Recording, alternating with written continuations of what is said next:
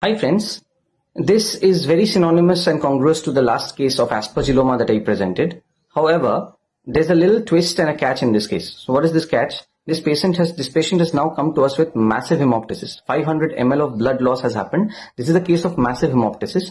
And as I was saying, in some cases, aspergilloma can invade the bronchial artery, leading to massive hemoptysis episodes. This case is also of an aspergilloma. If you clearly see the HRCT, you will be finding that because the clinical background is of a patient of a past history of tuberculosis, and the area of tuberculosis leaves behind an area of aspergilloma to invade and colonize, leading to aspergilloma, where we find commonly the monod sign that I was talking of in the last case. So this case is of aspergilloma, but the twist is it has come to us with massive hemoptysis right now. And although blood transfusion, tranexamic acid, all of this will form a part of the initial management, but they are not definitive managements. The definitive managements are based on two options. One is whether I will do a lobectomy for this patient, or whether or not I'll be doing a bronchial artery embolization. If you clearly read the case scenario, you will find that this patient has multiple other comorbidities like COPD, heart failure, and he also happens to be a past history of tuberculosis.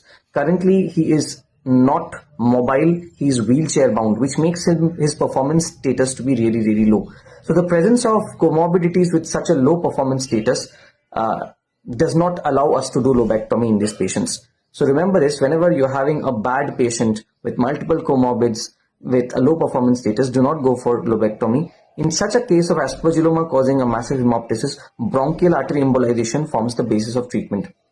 And it is in fact the most definitive management that we can do in this case, along with the adjunctive measures like blood transfusion and tranexamic acid. Okay, so that is usually what I had to say in this case.